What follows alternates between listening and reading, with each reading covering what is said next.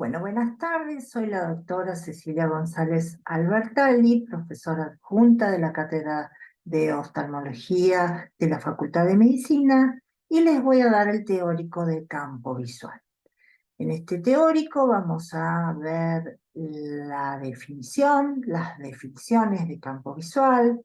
Vamos a ver las 3 modificaciones, alteraciones o patologías del campo visual, que son la presencia de escotomas, las modificaciones de la extensión y las modificaciones de la forma del campo visual. Y por último, vamos a interpretar el campo visual computarizado. Comenzamos.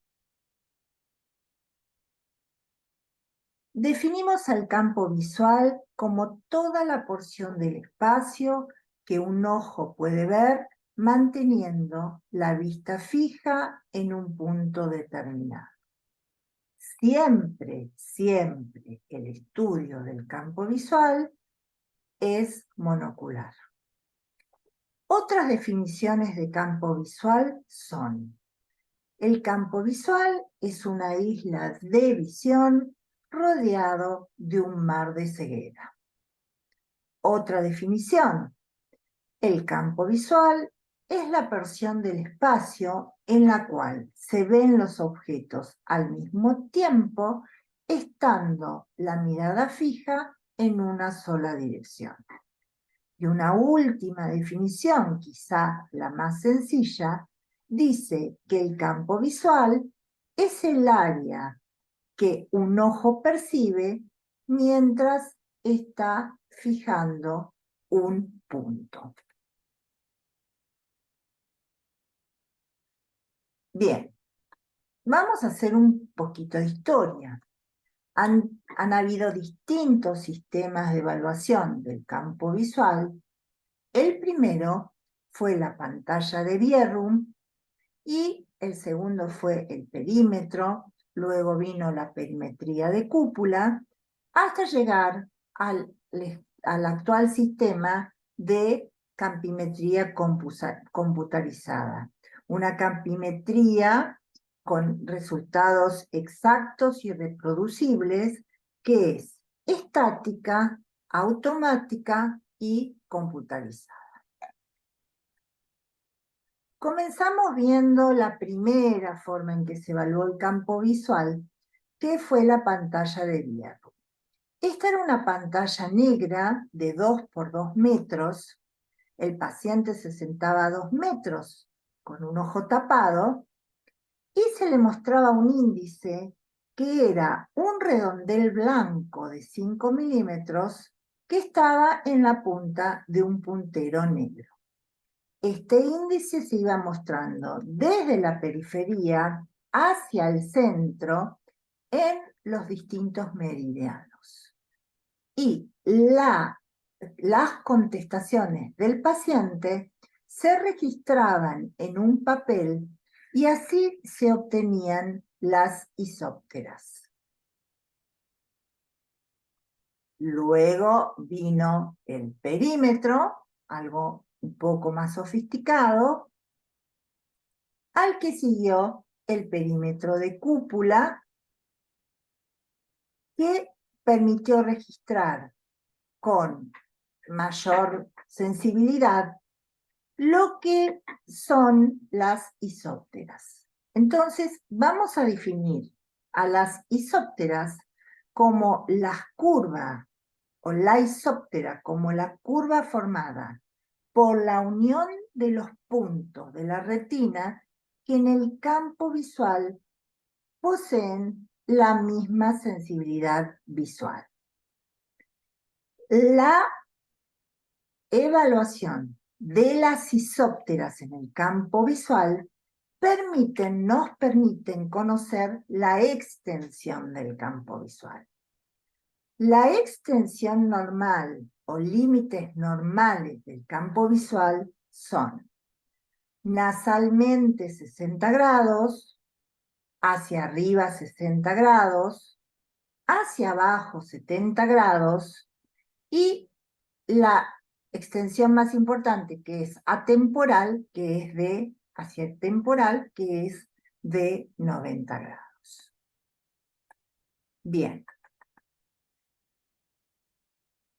La última forma de campimetría que tenemos es el campo visual computarizado.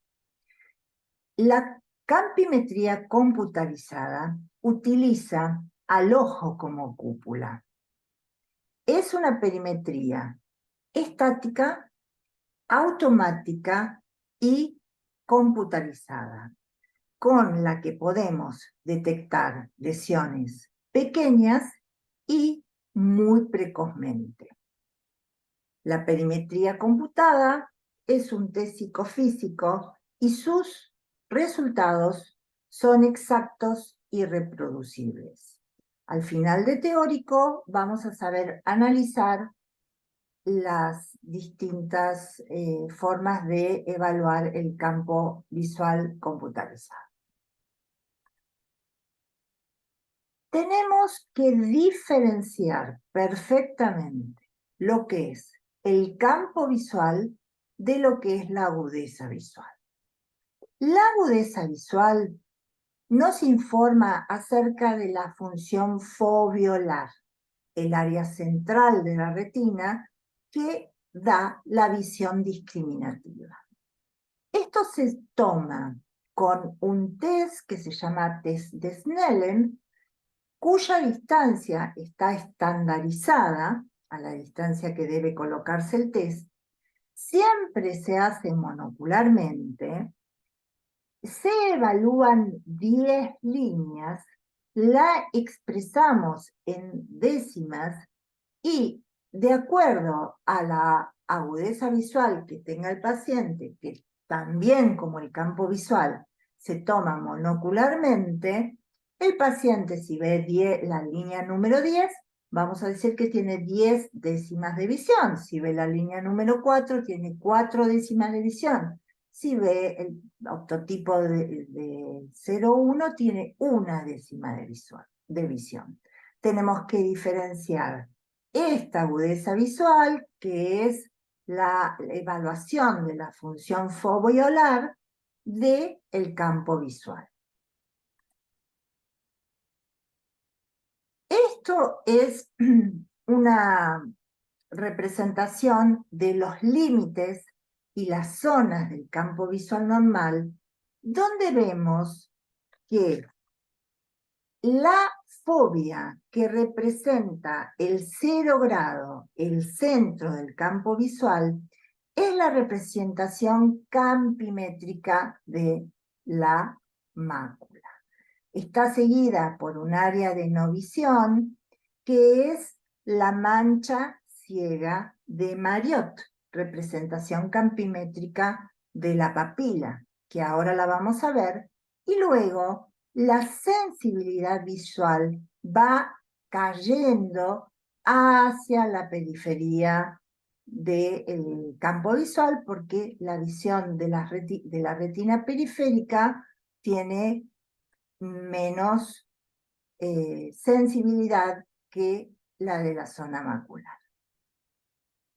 Vamos entonces a ver la patología del campo visual. Vamos a ver 3 patologías del campo visual, que son la presencia de escotomas, la modificación de la extensión y la modificación de la forma. Vamos a comenzar con las modificaciones de la extensión del campo visual. Ya hablamos de la extensión normal del campo visual.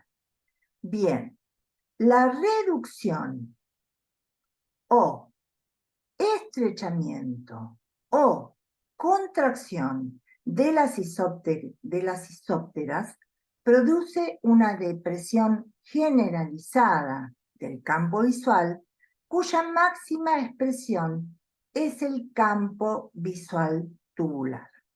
Definimos al campo visual tubular como la contracción muy marcada de las isópteras con la sola conservación del área central. Aquí lo vemos y vamos a ver la patología que produce esto con más frecuencia, que es la retinosis pigmentaria.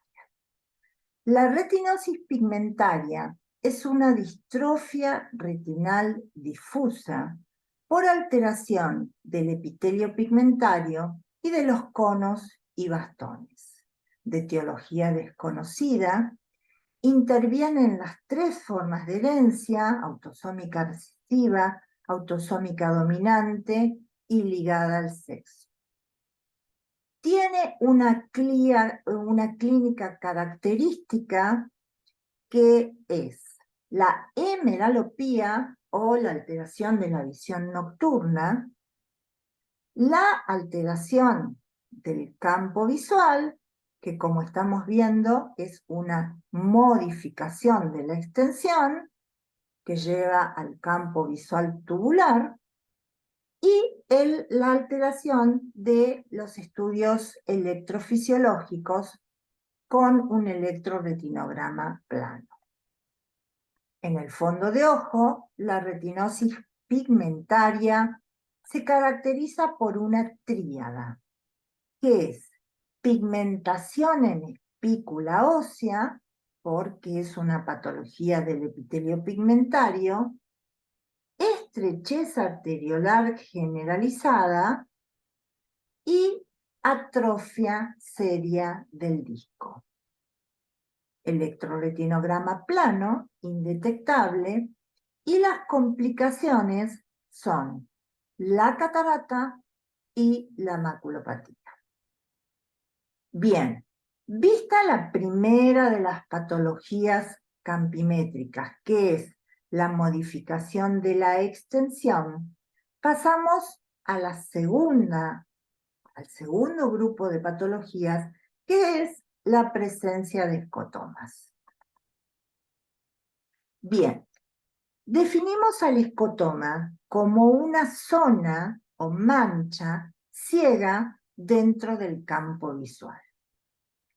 Los escotomas pueden ser patológicos o fisiológicos, absolutos o relativos, positivos o negativos.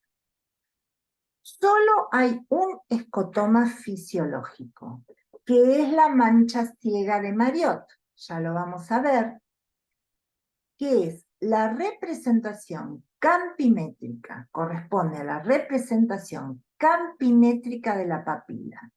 Se ubica a nivel temporal entre los 13 y los 18 grados y es un escotoma fisiológico negativo, que se refiere a que no tenemos noción de que existe, y absoluto, porque no hay nada de visión en esa zona. Este es el único escotoma fisiológico. Todo el resto de los escotomas son patológicos. Absolutos, si no hay nada de visión en esa zona. Relativos, si hay una alteración de la sensibilidad visual, pero que permite ver algo. Y positivos o negativos se refieren a la condición de saber que existen o no. Pero además, los escotomas los clasificamos de acuerdo a la forma que tienen y de acuerdo a la localización que tienen en el campo visual. Bien, aquí tenemos una patología que es el glaucoma crónico simple, que justamente se caracteriza porque el defecto campimétrico es la presencia de escotomas. Escotomas que tienen la característica que mantienen indemne la zona de los 0 grados o el área macular. apareciendo en derredor del área macular y tomando su nombre de acuerdo al aspecto que tienen. Hablamos de escotoma en cimitarra, escotoma arciforme, escalón de Ron. Estos escotomas van apareciendo en el campo visual y conforme va evolucionando la enfermedad, se van haciendo confluyentes. Y existen dos islas respetadas hasta el final, que son el área de visión central o mascular y una pequeña isla temporal, que son las últimas en perderse. Aquí vemos otra evaluación de campo visual en un paciente glaucomatoso con los escotomas característicos. Bien, además de los escotomas que aparecen en el paciente glaucomatoso, hay otras dos patologías en las que observamos escotomas y que vamos a mencionar y a diferenciarlas entre sí.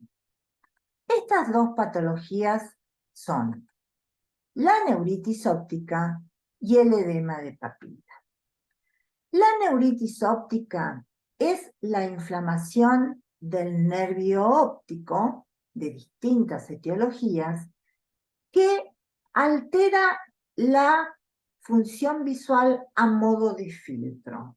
Se baja la agudeza visual, también la visión cromática y la visión de contraste.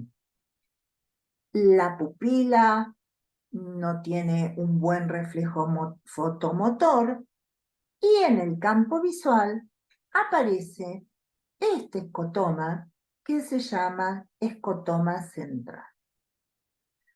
Las neuritis ópticas pueden ser anteriores o posteriores.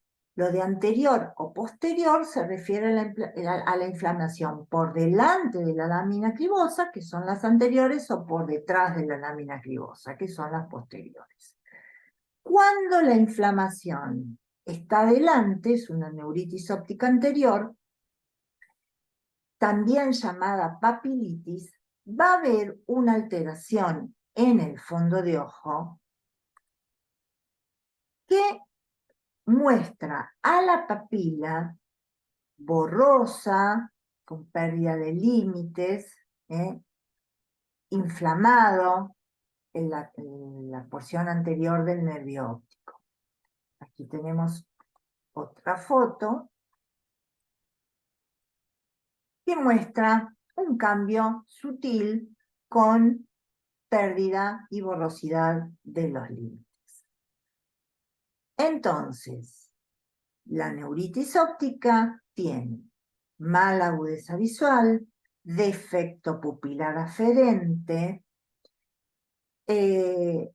escotoma central o un escotoma centrocecal que une el centro del área macular con la mancha ciega y que se presenta en patologías asociadas a alcohol y a tabaco o algunos medicamentos. Y hay que diferenciarlos del cuadro del edema de papila. La etiología en las anteriores, generalmente virales y más frecuentes en niños. Las posteriores, la esclerosis múltiple. Pasamos entonces a la otra entidad que cursa con un escotoma, que el escotoma está sobre la mancha ciega y va a dar un agrandamiento de la mancha ciega y es el edema de papila. Esta es una fotografía de un fondo de ojo con edema de papila. Fíjense que a diferencia de lo sutil de la papilitis, aquí tenemos cambios muy impresionantes del fondo de ojo en que la papila ha perdido sus límites, los vasos están ingurgitados, tortuosos, hay exudación, tanto peripapilar como macular, se pierde el pulso venoso. Esta es una patología que es siempre bilateral. Por definición, el edema de papila es bilateral, aunque puede ser asimétrico. Y la etiología es el síndrome de hipertensión endocraniana. La agudeza visual es normal, a diferencia de la neuritis que tiene alterada la agudeza visual. El escotoma es un agrandamiento de la mancha ciega, a diferencia de la neuritis, que es un escotoma central o centrocecal. La pupila no está alterada, a diferencia de la neuritis óptica, que tiene defecto pupilar aferente. Y por último, en el campo visual, la neuritis óptica tiene un escotoma central y el edema de papila tiene el agrandamiento de la mancha ciega. Bien, aquí tenemos un campo visual en el que vemos escotoma centrocecal que se observa en las papilitis o neuropatías ópticas alcohólico-tabáquicas. No es frecuente de ver. Bueno, ya hemos visto la modificación de la extensión del campo visual, la patología por la presencia de escotomas patológicos, y ahora pasamos a ver las modificaciones en la forma del campo visual o deformaciones. Para entender las modificaciones o deformaciones o modificaciones de la forma del campo visual, que son las hemianopsias, tenemos que ver primero la vía óptica. Vamos a definir a las hemianopsias como la pérdida de la mitad del campo visual de cada ojo. Y pueden ser homónimas o heterónimas. Repasemos primero la vía óptica. La vía óptica comienza en el globo ocular, sigue con el nervio óptico, el quiasma óptico, donde se entrecruzan las fibras nasales, las fibras temporales son directas, la cintilla óptica, el cuerpo geniculado externo, la radiación óptica y la corteza occipital, que es la corteza visual. El ojo es un simple receptor de la imagen y es la corteza occipital la que ve y la que además fusiona las imágenes. Dicho esto, pasamos a evaluar las hemianopsias. Repito, es la pérdida de la mitad del campo visual de cada ojo, que pueden ser homónimas o heterónimas. Las hemianopsias heterónimas pueden ser binasales o bitemporales. La hemianopsia bitemporal es sinónimo de patología quiasmática y se debe a la compresión del quiasma por una lesión como un adenoma hipoficiario con expansión extracelular o un craniofaringioma que, al comprimir las fibras nasales que se cruzan, la retina nasal proyecta en el campo visual temporal, por lo tanto va a haber una pérdida de los campos visuales temporales, derecho e izquierdo de cada ojo, por eso es heterónima, y esto es sinónimo de patología quiasmática. Y vemos la compresión de el quiasma por patología hipofisaria con expansión extracelular o por un craneofaringioma. Si la compresión comienza abajo, la hemianopsia va a comenzar arriba. Por el contrario, si la compresión comienza arriba, la hemianopsia va a comenzar abajo y va a progresar hacia arriba. Entonces, las hemianopsias bitemporales son sinónimo de patología quiasmática con compresión en el centro del quiasma, donde se entrecruzan las fibras nasales provenientes de cada ojo. La otra hemianopsia, mucho menos frecuente, es la hemianopsia binasal. ¿Por qué es menos frecuente? Porque la hemianopsia binasal requiere de la compresión a nivel del quiasma de las fibras temporales que no se cruzan en el centro del quiasma. Esto requiere o de dos lesiones o, lo más frecuente, es que aparezca por patología vascular de la zona del polígono de Willis que irriga toda esta área quiasmática. Entonces, lo que ocurre es que hay una compresión, por ejemplo, por un aneurisma carotidio, con lo que llamamos empuje quiasmático. Un aneurisma comprime una parte del quiasma y empuja la otra parte hacia el vaso contralateral y se produce esa hemianopsia. Bien, continuamos. Aquí hay dos lesiones que producen compresión también de dos partes diferentes del quiasma. Pasamos a las hemianopsias homónimas. Así como dijimos que las hemianopsias heterónimas, binasales y bitemporales son sinónimo de patología quiasmática, las hemianopsias homónimas, que son derecha o izquierda, son sinónimo de patología retroquiasmática.